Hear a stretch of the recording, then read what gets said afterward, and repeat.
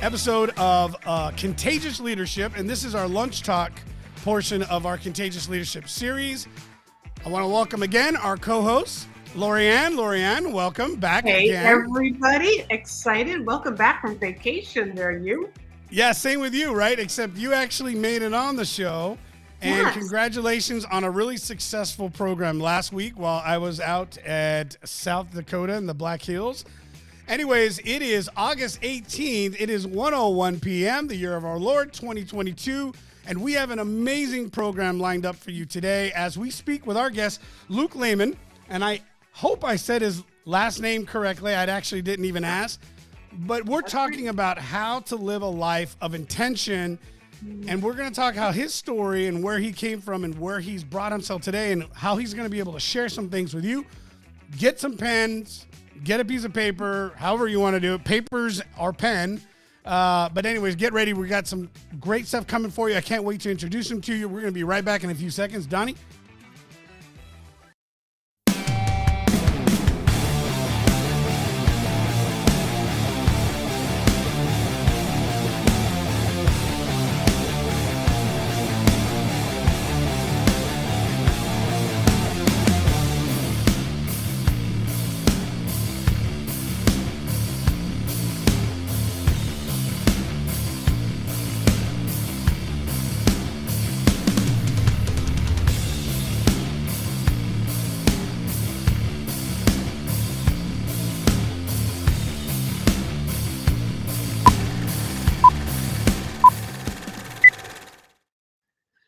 All right, and let's welcome to the table here, Mr. Luke Layman. Donnie, you going to bring him in, or you want me to bring him in? Sorry.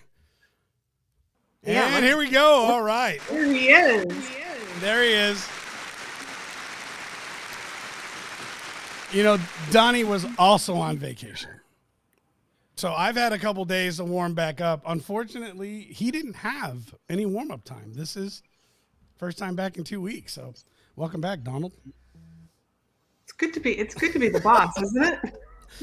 When it comes to this show, once we go live, he's the boss. That's right. I have zero control. All I can do is sit here and look pretty. But anyways, Luke, welcome so much again. I am really excited that you're here. Thank you very much. So I want to kind of jump into this, and Laurie-Ann introduced you to us, and I'm so grateful for that. And I've read your bio, and I've got some great stuff here I want to get into. But before we get too far, I would love to give you about 5 minutes. Why don't you share your story with our audience and let them know who you are and where you come from and why you are in the place you are today. Well, let's not take 5 minutes because it's certainly not about me today. We'll see if we can drop some power for your audience today. The short story from my background is I spent about a dozen years as a fighter pilot in the Air Force, and then I've spent the rest of my career as an entrepreneur. I'm invested across all kinds of sectors from radio frequency manufacturing to hospitality, and I lead a aerospace and defense company that was actually just selected second year in a row for the Inc. 5000. So we're excited to continue our growth there. But from where we're going to go today is really about how do we grow as leaders and entrepreneurs, and how do we make the changes for those rapid growth and high growth movements that we want to make inside our own life. So we're going to get real deep into it. I'm an open book. I'm excited to share. We'll talk a little bit about flying stories to make it fun today, but it's all about making some big impact for the listeners. Love it. Awesome. Well, thank you. Now, listen, here's the deal, you guys. If you're watching, you know it. Drop a hashtag live. Let us know you're here. If you're watching on a replay, hashtag replay. We are glad to be back with you. And thank you all who have registered. If you want to make sure that you see these future podcasts and continue to be able to access these, let us know by texting lunch to 316-799-8052. Right there, down on the banner. Text lunch to 316-799-8052. We will add you to our list, just like those of you who got this text an hour ago and reminded you we're going to be going live. It's that simple. That's all I just make my life simple. Anyways, all right, let's get back to this. So, Luke, you talk about living an intentional alignment, a life of intentional alignment. So, how did your experience and your life in general bring you to this place where you found the need to help others have intentional alignment. I think that's important because for myself, I know I'm here in this place because I found not a niche to fill. It was a passion. Just like we've talked with Laurie and I have talked a lot about this with each other, is when we are authentic in something we care about, it can come from good, it comes from bad, it can come from many situations, but it becomes a purpose-driven aspect in our life, and it has passion and authenticity to it, and you feel very authentic in what you care about. How did that get here, and why the intentional alignment?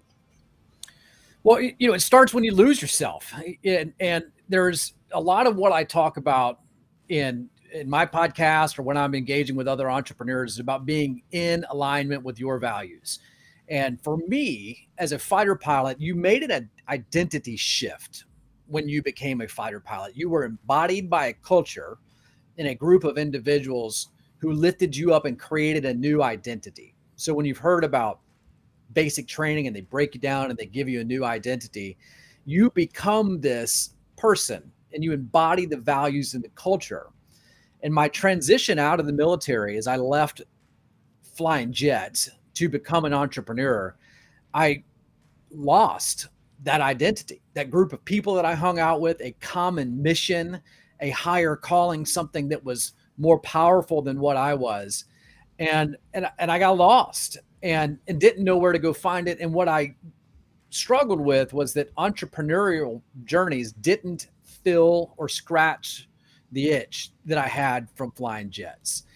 So I did like everybody else does. You start to chase your purpose, you chase your why, reading the Simon Sinek Find Your Why stuff. And it's a good start, but really getting crystal clear about your values alignment and how you identify as a person and how you show up in the world. So the story ends with me being about 30 pounds overweight, chasing wealth. And when I found that I was chasing wealth, I found myself at the dinner table, disconnected from a wife who wanted my attention, from a young daughter and a son on the way who needed a dad to show up in a different manner. And the intentional alignment component is very simple. It's just health, wealth, and relationships, and making sure that you have a balance inside your life so that one doesn't take over any of the other parts. As an entrepreneur, as a business owner, this is something that obviously resonates very closely to me, and many people in leadership feel this. I believe there is a fine line between an entrepreneur and an entrepreneur, and I believe the word entrepreneur in the last few years has been a bit overused, and so I don't want to say it to use a coin word, but there's a reality to what an entrepreneur is. And there's a lot of challenges that we face and a lot of fear that we face in that process. And so by no means are we just speaking to people who created business. And I want to make that clear because, Luke, I believe very much you feel the same way. That entrepreneur has the same goal in mind and has the same ability to get caught in creating and building something bigger than themselves and trying to chase something to fill what seems to be an empty void. And I don't think many of us understand that until we've gotten too far down the process where we realized it was never closed. We were missing something. And I think a lot of that comes from fear of missing out in some area. And we talked a little bit about this. So I'd like you to move into that if you can. You had talked about your approach towards fear and an acronym that you've built for that. Would you share that with us?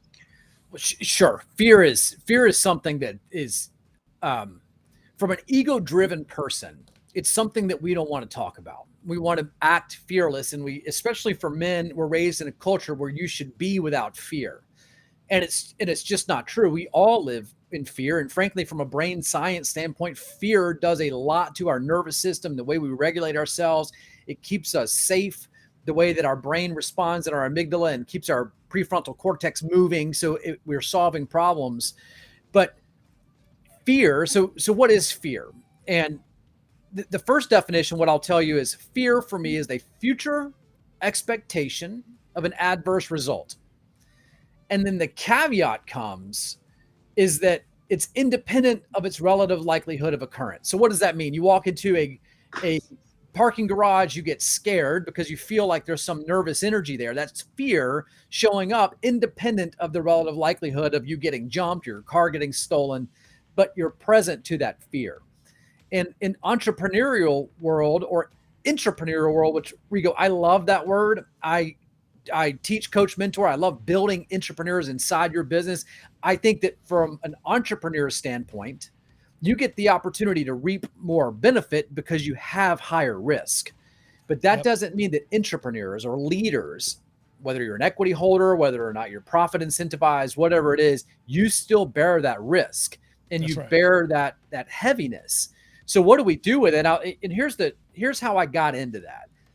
My a very great mentor of mine said, you project upon others the things that you fear most.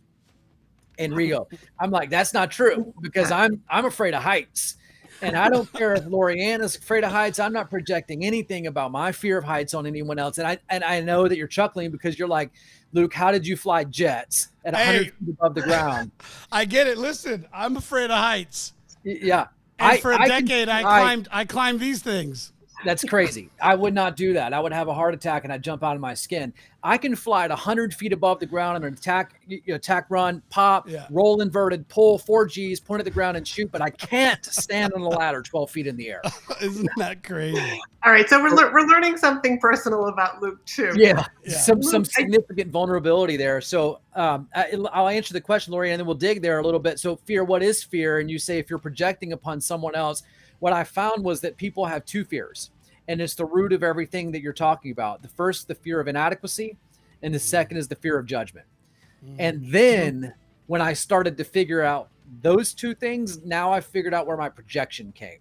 Because when I felt inadequate, I projected that upon others. When I felt as though something I was going to do would result in my judgment, I projected that upon someone else.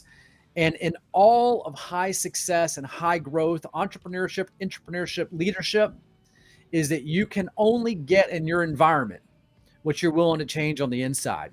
And what you see on the outside is nothing more than a reflection in a mirror showing up for what's on the inside. 100%, Luke. And Laurie, I'm gonna pass this one to you because there's a lot there to unpack. That was awesome. Yeah, and I love how you just worded that. But here's the thing. I mean, and I think most of us, and well, let me just start back with I love the leaders set the tone. They set the tone for their organization, for those that are around them. But how do you, because I think that this is the key thing for everybody that's watching this, is like when you realize that you've got this fear, like how do you get over that stumbling block, that wall that's right there for you so that you can move past that, recognizing your own fear, but being able to like, how do I change this so that the people that are around you actually feel safe and also like can follow your guidance, your vision? What would you say to those people? I love that. Thanks for teeing that up. Here's what I would say. I'll say it in one sentence, a single sentence that you can ask yourself to completely shift out of that fear. The first is realizing that the stigma of fear is bullshit. You can be in fear. Yeah. You can have fear. You can be scared of the results, which are different. That's an emotion and a feeling, which is a different discussion. But being in fear, the first step for you to understand is that a negative emotional response is fine. It serves a purpose. It has a positive intention of why it's there. So if you walk into the parking garage and you feel fear, it has a positive intention of you protecting your safety. Mm-hmm. So the problem becomes where you can't point to the positive intention behind it. So it shows up and it manifests through being triggered. And I will tell you, Laurie-Ann, you know this about me, is that my children, God love them, 8 and 6 years old, trigger me. And you go, why is that happening? Why am I getting frustrated? For me, the weakness exists in entropy and chaos. So when there are things that are chaotic around me, I seek to return order and discipline to that chaotic environment. So the trigger is the first introduction into that negative emotional response. So what do you do with it? You shorten it. If you can find the shortest path back to a positive emotional state, you open your aperture. And that's the challenge, is that when we get into a negative emotional response, we close what we can see as possible for us. Mm-hmm. And if you stay there, if you stay in the negativity, if you stay in the expectation of fear or failure or frustration, your world stays small. So the very first thing that I do anytime that I get into it is I say, is this a me thing or a you thing? And I want to figure out where I am accepting responsibility for what I own. And when I can get to the place that I own everything, where it's all my fault, where I am fully at cause for everything in my environment, then I can move forward and begin to control those things. So is it a me thing or a you thing? And the sooner that I can move it back to being fully at cause in my world, now I can control the outcomes. I love that. Luke, excuse me, I got a question for you, and I love what you just said. I was speaking with a mentor of mine here a few weeks ago, and he was helping me understand something that I thought was really great, and I think you would resonate well with this. And that was understanding responsibility and fault. Because I think in some cases and in some instances, without the right maturity and understanding, we could get stuck in areas that will not allow us to grow past, because we're taking ownership, but we're doing it in a way where we're only doing it by fault versus ownership and responsibility. So if something was to catastrophically happen to my studio, it would be in my responsibility to have the right insurance or the right backup in order to continue doing our program. It wouldn't necessarily be my fault if it was a weather related, but it would be my responsibility. Do you see this in the time that you work with leaders, that you work with groups where you have to help them understand that we need to take accountability and responsibility for all the things in our life? Not always our fault, but we have a element in the choices that we make or do not make that still require us to take full ownership and full responsibility.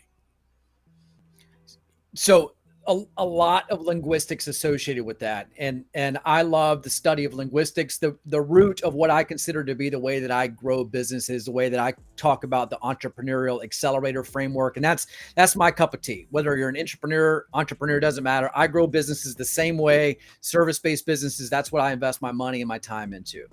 So I love the study of linguistics. I look at brain science, I look at high performance leadership, and I look at business strategy and tactics, and they don't exist one without the other. So when we talk about linguistics and we look at the word choice where we say responsibility or fault, what that comes back down to me is the other word that you used is accountability.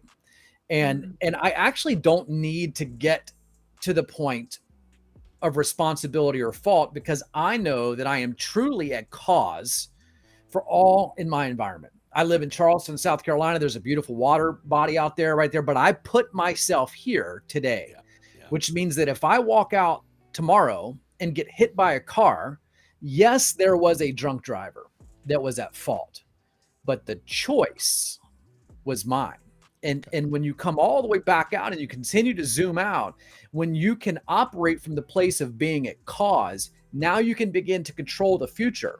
If I'm operating at effect, if I'm operating as a recipient of the circumstances inside my environment, I continually respond and I'm always reactive. So the way that we move into that proactive standpoint as leaders is that we become at cause. So we take that accountability. And as I teach and coach and mentor, one of the challenges is dealing with blame and shame. Everybody likes to point fingers when they get inside a boardroom and they go, yeah, that wasn't a me thing. I didn't have that information.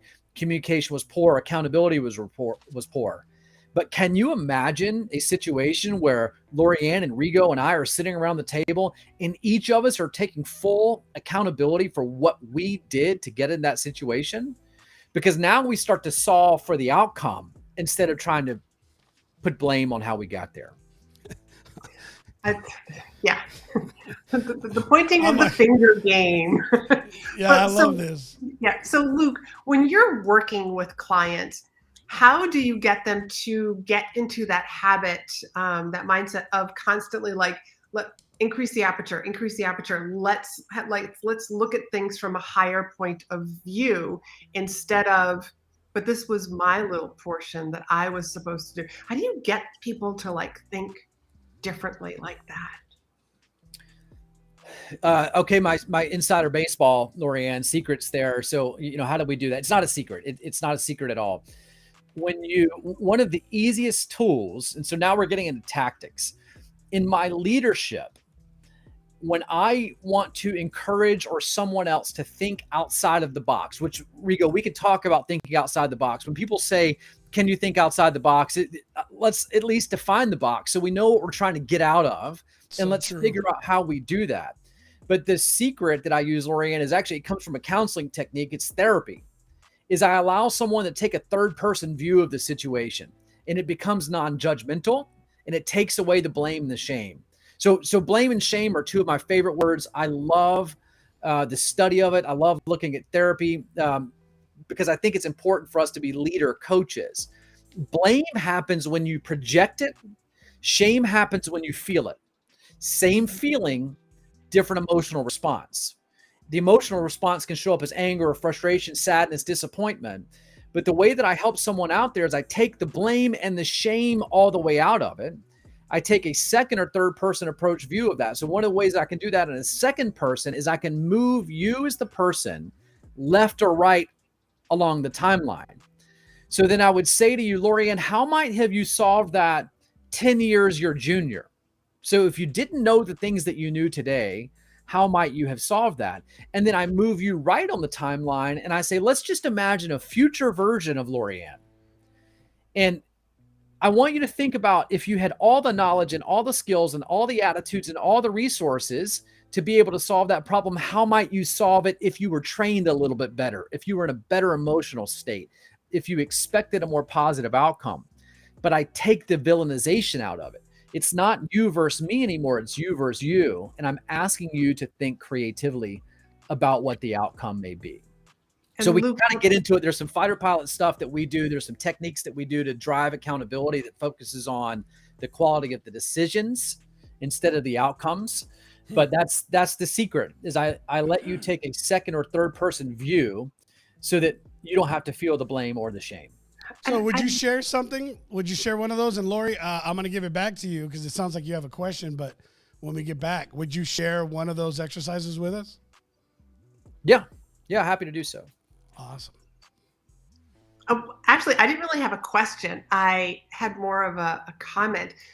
I just wanted to comment on that whole approach. Is like Luke. What I'm hearing you say is you're really taking out that emotion. You're taking out like the shame and the blame, which is great. And then it's like you're letting people almost come from a not so much like this higher point of view, but more empowered. Hey, 10 years ago, how could this? What could you have done? Almost to prepare for this. Or learned from this, or what do you wish that you had been trained in, and then that future, and then just moving people into the future of 10 years late, 10 years from today, or even 6 months from today, how are you going to look back on this? How would you look back on this to change this particular situation? I just feel like that empowers the leaders and the people that you're working with. Yeah, so Rigo, I'll come back and we'll answer that. We'll talk about some debrief techniques that we use inside the fighter pilot culture that have some very germane applications to the way that we lead and the way that we demonstrate accountability. And I'll teach that here in just a moment. But Laurie-Ann, to what you're talking about is that we have to realize that, again, everything is positively intended. If you have a crackhead that goes out there and steals a lawnmower to buy drugs, it still has a positive intention. The positive intention is just safety rooted. He and I, or she and I, just don't share the frame because we have a different understanding. Our box looks different. Our worldview looks different, but it still has positive intention. So when we look to move people as leaders, we look to move them from problems to outcomes. We look to move them from a view of the world that's impossibility driven to that as if it's already occurred, as if it's already happened in the future, at the exact mechanism that we want to get into it. So the very first thing that I do is I shift it to an outcome frame, and I shift it to a future version that's already happened for us. And then we begin to solve backwards from that. So Rigo, to answer your question though, when we debrief, so a couple of things about the fighter pilot culture that people don't likely understand. When I would fly for about 2 hours. Some other fighter aircraft fly for less, 45 minutes. But I would still spend an entire 8-hour day on that one sortie. And it usually started about 5 o'clock in the morning. You would come, prepare, brief, plan. You would go execute the flight, and then you would come back and debrief. And the secret happens in the debrief. Yep. The problem that we have in business is that we're operating too fast, under too much constraint, and we don't take the time to slow down. I want you to say that again really clear. Yeah, so in an hour we can power through a lot of stuff, but let's get focused on this. Right there, that's it. Inside a resource constrained environment, we make excuses for the way that we view the world. And we scapegoat our inability to focus on the quality of decisions because of the time available. The antidote is to slow down. And when we slow down, we focus on the quality of the decisions.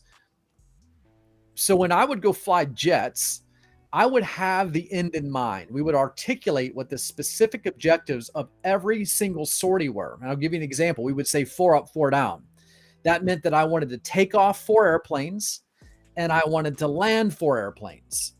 That might not have been true in all conditions. There may have been places, if we were to fly into some of our near peer competitors, that we may have accepted 1 loss or 2 losses. So I may say 4 up, 2 down. But because I've started with the end in mind, when I come back and debrief, I focus on the quality of the decisions. So how do we do it? As we slow down, we begin to look at all of the contributing factors that got to either our success or contributed to our failure. What happens almost every single time when I go out and teach, coach, and mentor other entrepreneurs or leaders, entrepreneurs, I work with billion-dollar companies teaching this to their leaders. They focus on the most recent thing. They look for the item that caused the failure or the item that caused the success. And they put the blame. It's a bias. It's a heuristic. So again, it kind of digress just a little bit, but we put together our reality based on shortcuts. Our brain isn't smart enough to process all of these things, and we use these heuristic shortcuts to be able to make decisions quickly. And one of those heuristics is called a recency bias. So we look to things that are closer to our present, and we give them more weight. What we do in the fighter pilot world is we look at them neutrally, and we look at the one that had the largest impact on the success or the failure, and then we look to mitigate one thing. We want to fix that one problem, or we want to replicate that one success that led us to that outcome. So we're focusing on the quality of the decisions and not the outcome. And when you look at things that way, Luke, we know this too. And that's the crazy part. I was just having a conversation with another executive from a company that we're looking to do business with, who I have a relationship with as well. And I told him, I said, I'm going to tell you what you already know, but you got to slow down. Like, you can't keep backing up meetings after meetings. I said, we're meeting up. You're running late to my meeting, and now you're running late to your next. What value are you getting out of any of these 3? Because you haven't even had a chance to debrief to get the value out of this conversation. So I told him, we're going to set up another one. We're going to take the 15 minutes we have left out of the 30 we had scheduled, and we're just going to catch up because we have a friendship.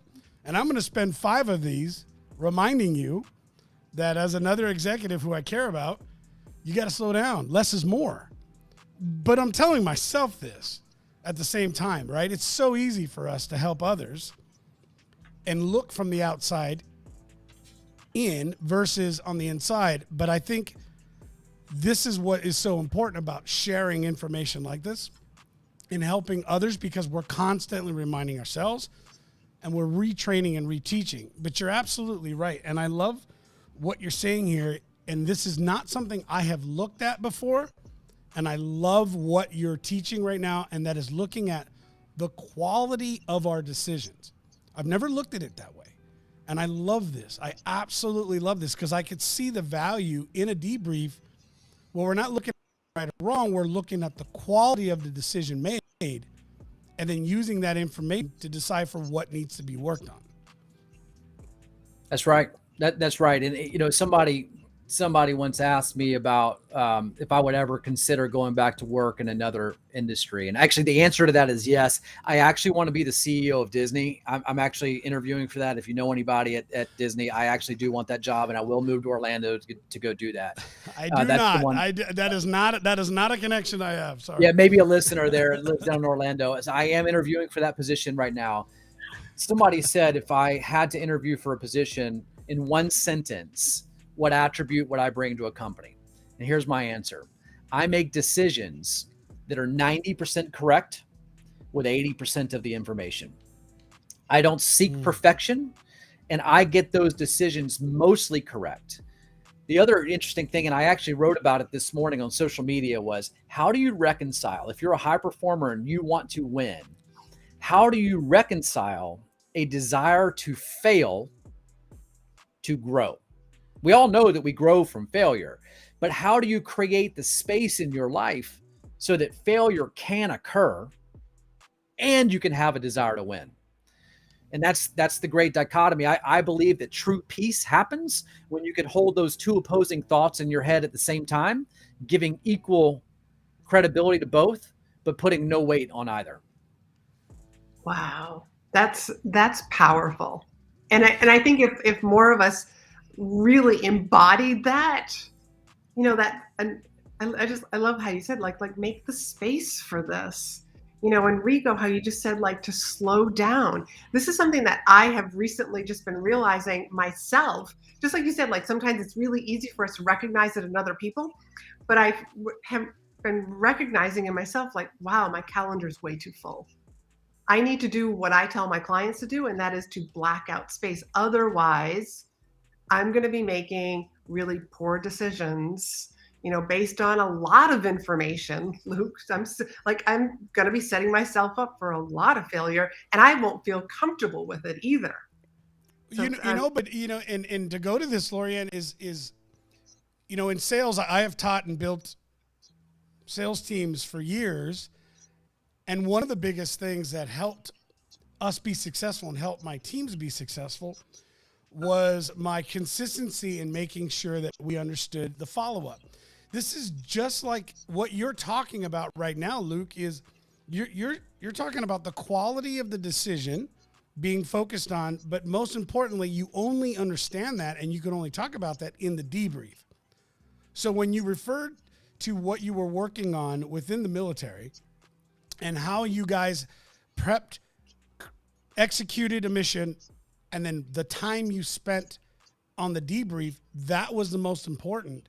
In business, just like in sales, the biggest lack and the biggest issue is never the prep. We usually do a lot of good work. We get out there, we get in front of folks, we get our business noticed, but then we do nothing with it.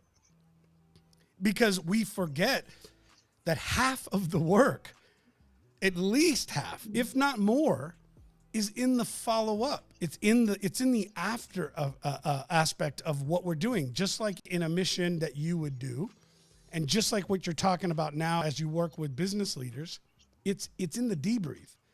And I think that this is so crucial. And so, Laurie-Ann, to your point, not just in terms of making more room on your calendar, but being specific with a direction and an objective to give yourself time on the calendar to debrief, and then be able to walk through what like Luke's talking about, then look at the quality of the decisions you made. Look at the quality of the call. Look at the quality of the coaching time you had with a client. Look at the quality of the opportunity that you took advantage of. Because sometimes, you know this in business, not every client's the right client for us. But if we're not taking time to debrief, we don't know that. And we're using resources, energy, and time into something that isn't benefiting our business, isn't benefiting us. Same thing with our personal time. Would you agree, Luke? Yeah. So let's debrief that right there. So if we were to say sales process and we were going to stop and we go, why did we fail? That's the first failure. Is that the majority of leaders only debrief failures? What does that do to psychological safety?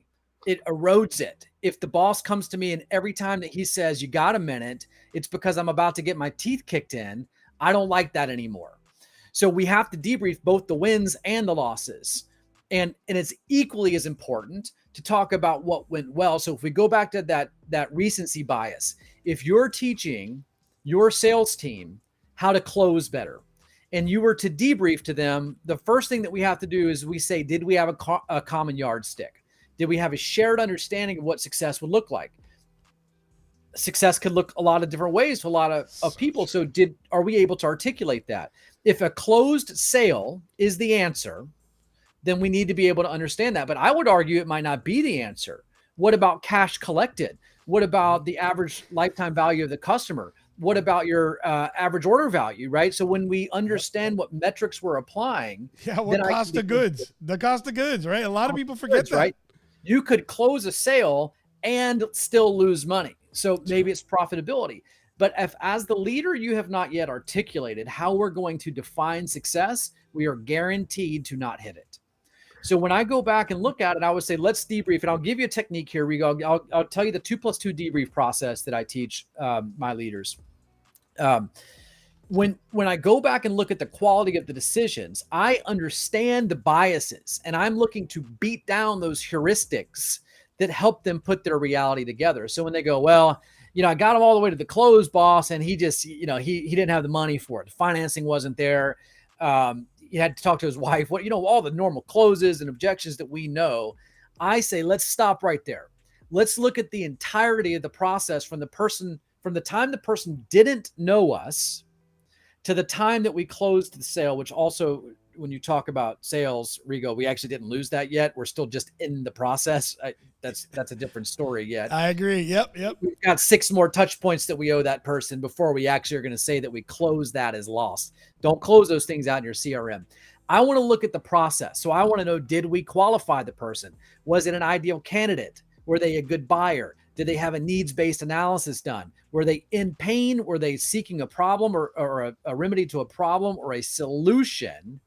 Did we qualify them? Did we stop and listen to what they were saying? Used car salesmen are the worst at this. You walk in there and they're like, hey, it's got heated seats. I'm like, yeah, but I'm worried about the steel in the door because I got an 8 and 6-year-old, right? I'll tell you. So when we look at the sales process, we go, what was it? And we want to look at each of those individually, holding them neutrally, giving credence to neither, and then we can figure out which one had the greatest impact on our ability to close. So I'm going to help them as the leader. And the interesting thing that you talk about is the debrief. Call it close the loop, after action, post-mortem. It doesn't matter what it is that you It's all the same. It is all the same. That's right. That's right.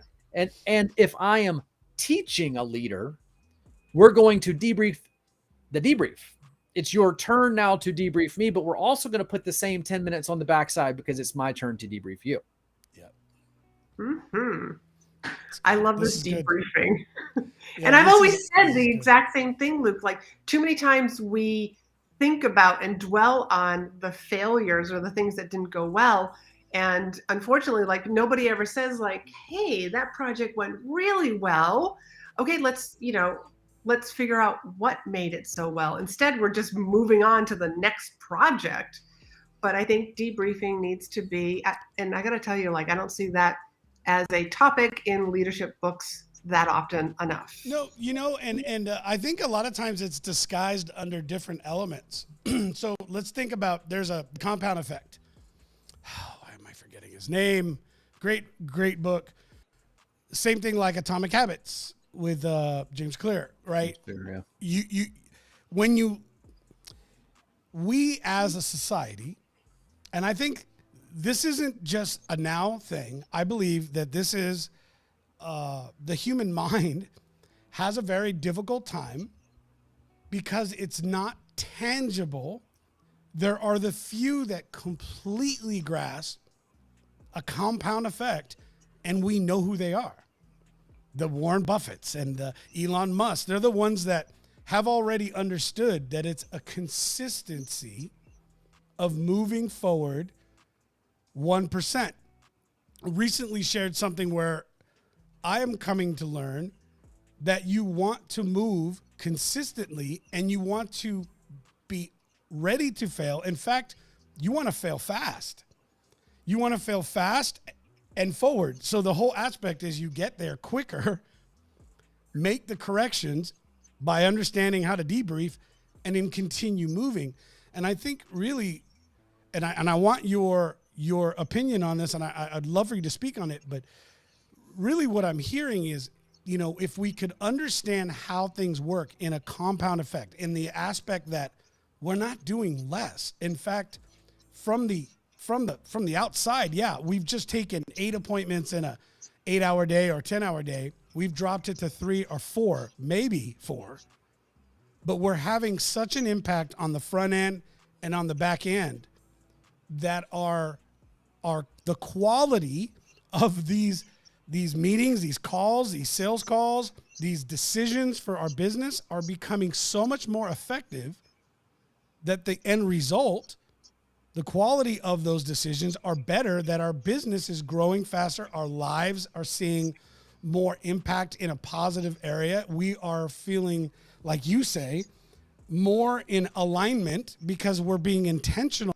with the aspect that we're intentionally preparing ourselves, going forward with the objective, but then we're intentionally taking as much time as we did to prep and execute to review the whole situation, to debrief it, to pull positives and negatives out. I think this is such a critical and crucial element for us to understand as individuals, just in general in life, not just in business. I started with that, Rigo. The irony of that is that it only reflects you. Your business can only grow to the degree that you can handle it. Yeah. They are directly correlated.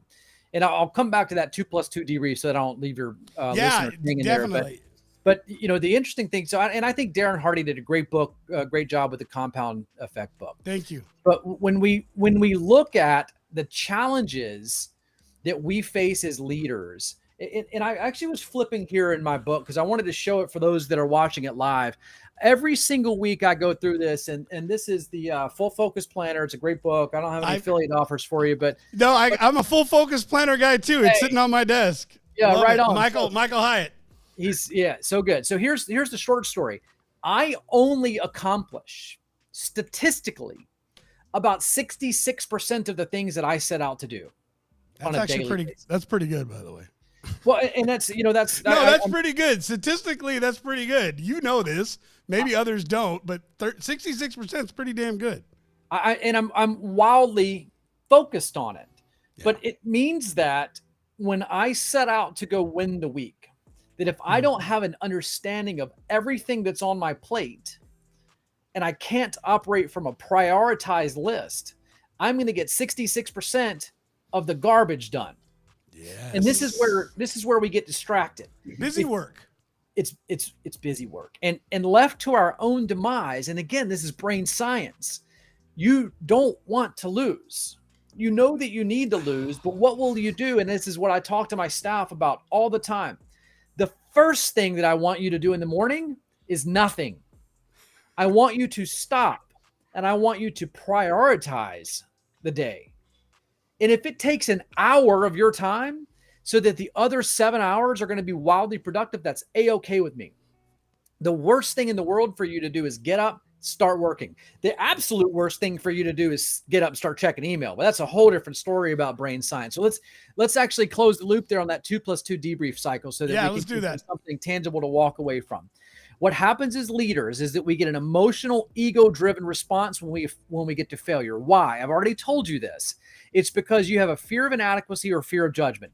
And as the leader, you don't like the inadequacy. That's fine. So you show up and you're frustrated. Park that right now. That's fine. You have an emotional response. Let's leave it there. If you cannot control your emotional response, the only thing that you need to do is you need to put time between you and the event. Just say, let's talk about it later. Here's what I would say. Rigo, are you ready for a 2+2 debrief? Yeah, you bet. Let's do this thing. Here's why 2+2. I'm only talking about one thing. I already know as the leader the correction that I want to put into place, but I'm not going to overload my teammate by giving them so much garbage that they don't know what I really intended for them. So I'm going to start it out. If you can imagine, it looks like a square, 4 quadrants in the square. Top left quadrant says, what's one thing that you did well? And I wait for the response. They say, well, I think that I saw that, I got that sale to a close. I would say, yes. Now, bottom left quadrant, I'm going to give them one thing that I think that they did well. So in that bottom left quadrant, I say, yes, that was a great job on closing that sale. But what I thought that you did very well, and I'm going to be specific and articulate here, is I thought you did a great job in the qualification of the candidate in the first place, of that prospect in the first place. So yes, you got to the close, but I was more impressed with that quality of decisions that you made in the beginning. Second side, right side of this is that's the first two. Now we're going to do the 2+2. The second side is what's one thing that you would have done differently, Rigo? Mm-hmm. And now this is where the magic happens in this micro debrief process, because if you get it right, we can call it complete. Well, actually, I didn't get the sale closed to the correct dollar value. We didn't make any money off of it, whatever. I'm just using your example. And then if that's the thing that I want to give input on, I would respond back, I actually agree with you. That's the thing that I was going to say as well. What I'd like to focus on is making sure that we work as a team together, that we slow down, that we make sure that we get the numbers right before we move to close. And if it's not, then I still give the feedback. But the point of that is I started out 2+2. I started out putting you in a positive emotional state. Yep. I created psychological safety for you by letting you know that we're in this thing together. And I created buy-in from you because you're starting the conversation and I hear you. You know what? And what I think too, what you're doing is you're getting permission, right? Donnie. Remember, we were out a few weeks. We obviously didn't check our batteries.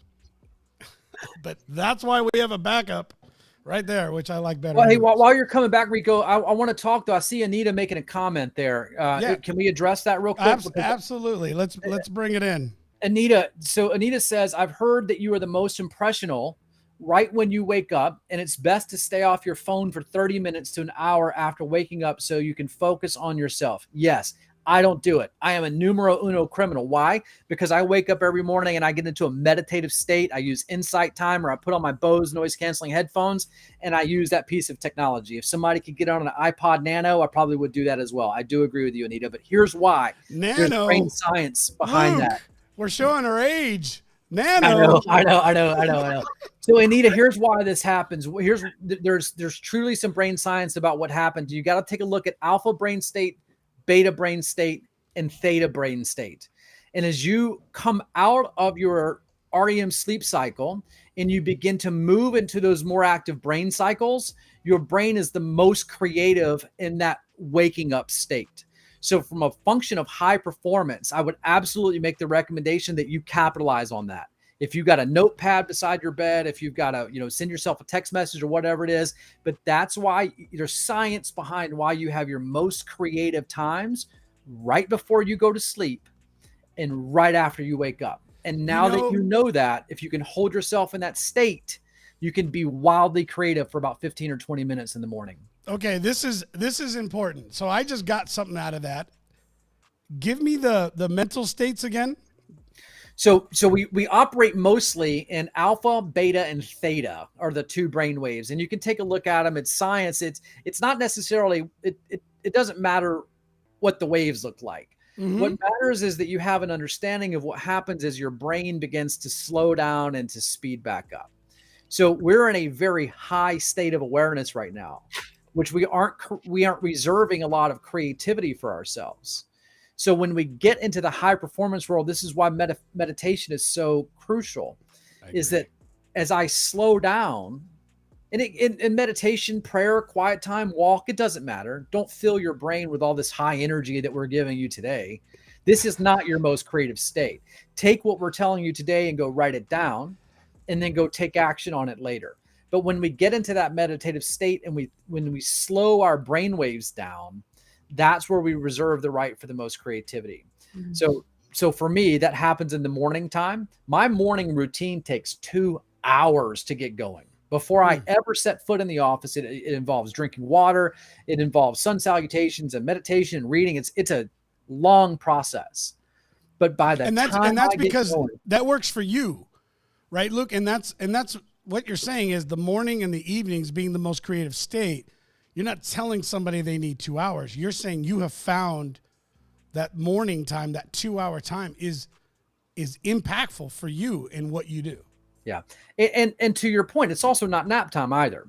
So it just means that I'm not sending emails. That's you right. know, I'm not going to waste that time. And if you're the type of person who enjoys that same time at night, I have an employee complete opposite side of the clock. She gets her most creative time at 1 o'clock in the morning when I'm snoozing for a couple hours. Yeah. But what you know about yourself as a leader, as a high performer, is that time that you have the highest creativity, whatever it is, that needs to be reserved for you. And you will be a better leader. You will be a better entrepreneur if you can carve that space out for you first, and you'll show up better for everyone else around you. That is. I'm just like you, Luke. It's my morning routine is sacred, and I do not like to alter it. But I'm the same way. And kudos to the people who are like those night owls who that's where their creativity comes from. Because I'm like you. I'm just like I'm snoozing. You know, and to Luke's point, but this was one of the things that I had not totally understood. The mornings are important, and I have a morning routine today, and typically it involves a lot of conversations in the home and in myself, getting myself ready. And I'll be up for hours, but it's taken me years. I don't check my email anymore. I don't. It's taken me a long time to get there. I won't do it till I walk in the office. If I run my trainings, because we do a morning training, if I run it here, I still don't check till about 10:30, almost 11 o'clock. And I've made that a habit, even though I'm up at 7 and the team starts at 9, I'm not checking emails till 11. I won't do it. Why? Because it completely throws me off my focus. Right. And after running training for our clients and different folks, after running and getting involved, I have my own group that I'm a part of, and I get my coaching in right after. I come in and my mind is filled with ideas. And I can dump and put them down. I'll run in and I usually just tell Anita, here we go. And I'm just like, blah, and I just lay them all out. And she's sitting there typing it all up, and then we'll go back to it later. But the point is I have a lot of that creativity, and that's coming from the night before where my mind is running with a lot of thoughts. And then I go to bed, and I usually have a meditation process to go to sleep. And I do that specifically, not just a process during the day, but I am pretty good at making sure that I have this meditation process to go to bed because I need to shut my mind down. I'm a high performer. The evenings have always been big, but I didn't recognize what was happening in the morning. And so when I'm looking at the brain waves moving from the alpha, beta, theta, and I'm gonna dig into this because I love brain science. I love all things that are surrounding this because I think it's so powerful to understand how we work and how we perform better. And it helps us explain why we make decisions the way we do. But that explains a lot. And I noticed that if I miss one of those, things are usually disrupted. Or if I break the habit, if I get in and I check an email or I get on social media or I do something of that in any way in those evening, in the morning, I mess it up. And so here's one of the biggest takeaways that I've gotten from you outside of some amazing notes, a lot of different points here that we're going to be going to. But the importance of understanding when we are in our largest creative space, that has to be sacred to us. And we have to protect that. We have to protect that. I think that's an incredible piece of advice. The other thing that I've really enjoyed out of this is really understanding the importance of the debrief. And most importantly is in that process of being able to go through the quality of our decisions, not so much the pros and cons, but the quality of the decisions and what was the outcome from those choices made. Those are two huge elements that I've gotten out of this. I'm really glad that you came on today, Luke, and shared this stuff with us. Me too. I've learned so much. I mean, one, you and I have been friends for a while, so I've actually learned a few interesting new facts about you. But I got so much, and I've got, a brain science and leadership background as well. But to be able to hear a lot of your unique thought leadership on like the 2+2 and really how to take the blame and shame out of problems, out of decisions, and let's stop leaders from pointing the finger and let's just solve the right problems. Quality over quantity. This has been a great hour. Thanks, Luke. Yeah. And Luke, I want to give you an opportunity now to share with others. Please tell us about your business. Tell us how you're helping folks. How can our viewers find you? How can they learn more about what you're doing and how they can reach out and have you help them if you're the right fit? Yeah. So, well, first, thanks for having me on the show today, Rigo and Laurie-Ann. Here's what I would tell you. It's not about me. My mission in life is very simple. It's to leave behind a trail of better humans. I start that by becoming a better human myself. I reap the benefits of it because I know that the universe mirrors me, and what happens in the environment happens because of the changes that I've made myself. I'm all over social media, LinkedIn, Facebook, Instagram. Come find me. I'd love to engage with you. But here's what I would challenge the audience today. A lot of times that we hear these great examples of leadership and we hear about new philosophies, let's boil it down to one thing. As a leader, I want you to ask your subordinates, whoever you are, 5, 6, 7, 8 people, I want you to ask them what the most creative time in their day is. And then I want you to ask them how you can help them preserve that. And if you can do that one thing, I guarantee that you're going to be leading more effective teams with higher performing organizations. I love that. I love that. Awesome. Yeah, thank you so much. So listen, you guys, I hope you enjoyed this today's program. I've been looking forward to it 4 weeks, and not 4 weeks, but 4 weeks. But anyways, I'm just thrilled. Luke, we would love to have you on again. By all means, I want to learn more about what it is that you're doing and hear more. I also think it's kind of crazy. You're the first person in all of our shows I've ever met that is actually using a full focus Michael Hyatt planner. So that's pretty cool. Most people are like, I don't get it. I'm like, right. So maybe there's more in alignment with us than I thought. We'll tag Michael Hyatt in for the next one. Yeah. I wish. That would be awesome. But anyways, I'm so grateful. Thank you very much. For those of you guys watching, let us know your thoughts. I appreciate that you continue to be here supporting us, and I hope that our program continues to bring you value. That is the purpose of all of this, is how can we bring more skill sets to you to become a better leader, a better parent, a better spouse, just a better human, just like Luke said. And we love this, and we want leadership to be contagious. That is why we have this program, and we want mentorship to become the new fad, right? That is our mission here. So anyways, we appreciate it. Don't forget, you want to be a part of this and let us know what you think. You can join our community by texting lunch to 316-799-8052. Don't forget to check out our YouTube channel. Follow us there. Make sure to like and subscribe so that way you get notifications. We usually do about 2 or 3 videos a week. We have definitely pushed it up. We put a lot of work into it, and we want to bring you guys value as much as possible. Laurie-Ann, my favorite, you are awesome.